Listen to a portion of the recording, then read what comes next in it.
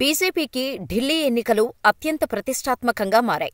Majority రాష్ట్రాల్లో విజయం సాధిస్తూ వస్తున్న బీజేపీకి ఢిల్లీ మాత్రం అంత ఈజీగా మింగుడుపడటం లేదు. 10 ఏళ్లుగా ప్రయత్నిస్తూ వస్తోంది. కానీ ఎలాంటి ప్రయోజనం లేకుండా పోయింది. ఇప్పుడు మాత్రం ఖచ్చితంగా ఢిల్లీలో జెండా పాతాలని డిసైడ్ అయింది.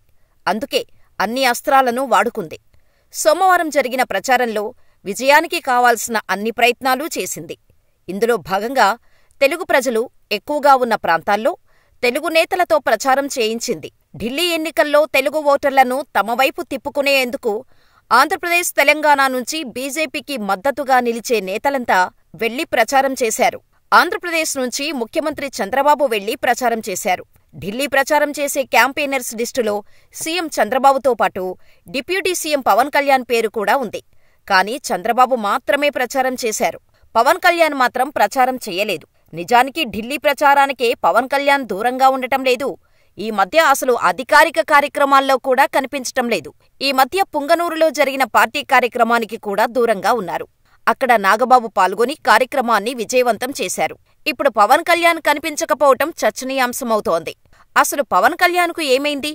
ఆయన ఎందుకు బయటకు రావడం లేదనే విషయం పార్టీ నేతలు కూడా ఆరా తీస్తున్నారు. ఈ క్రమంలో పవన్ కళ్యాణ్కు ఏమైంది? వారం 10 రోజుల నుంచి కనిపించటం లేదని ఆరా తీస్తే కీలక విషయం ఒకటి వెలుగు చూసింది.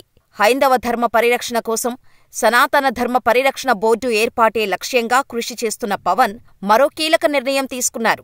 5 రోజుల పాటు దక్షిణ భారతదేశంలోని ప్రముఖ ఆలయాలను సందర్శించబోతున్నారు. అందులో భాగంగా కేరళ, తమిళనాడులోని ప్రముఖ ఆలయాలను పవన్ దర్శించుకోనున్నారు. వ్యక్తిగత పర్యటన కోసం deputy CM Pawan Kalyan Singapore వెళ్లి వచ్చారు. అక్కడ ఆయన భార్య అన్నా లెజినోవా చదువుకుండటంతో కుటుంబంతో కలిసి కొద్ది రోజులు గడిపి తిరిగి హైదరాబాద్ చేరుకున్నారు. బుధవారం హైదరాబాద్ నుంచి కేరళ పర్యటనకు బయలుదేరి వెళ్తారు. ముందుగా కేరళలోని త్రివేంద్రం చేరుకోవటంతో ఆలయాల సందర్శన ప్రారంభిస్తారు. త్రివేంద్రంలోని అనంత పద్మనాభస్వామి ఆలయాన్ని పవన్ దర్శించుకోనున్నారు. ఆ తర్వాత కొచ్చి వెళ్లి అక్కడ ఆలయాలు, కొచ్చి ఫోర్టును పరిశీలిస్తారు. గురువాయూర్, త్రిశూర్లో పవన్ పర్యటన ఉంటుంది. కేరళ పర్యటన తర్వాత 3 రోజులు తమిళనాడులో టూరుంటోంది. అరక్కోణం, మధురై ప్రాంతాల్లో పర్యటన సాగనుంది.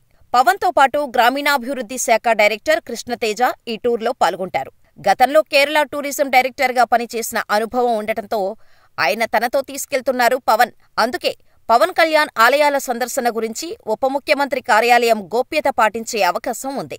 ఆయన సింగపూర్ పర్యటన గురించి ఎక్కడా సమాచారాన్ని వెల్లడించలేదు.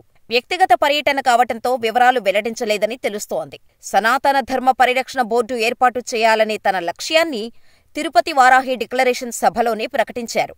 అప్పుడే ప్రముఖ హైందవ ఆలయాలను సందర్శించాలనే నిర్ణయానికి వచ్చారు. పల్లె పండుగ కార్యక్రమం పూర్తయిన తర్వాత ఆలయాల సందర్శన కార్యక్రమాన్ని చేపట్టాలని నిర్ణయించుకోవటంతో బుధవారం నుంచి కేరళ, తమిళనాడుల్లో పర్యటించనున్నట్టు విశ్వసనీయ సమాచారం.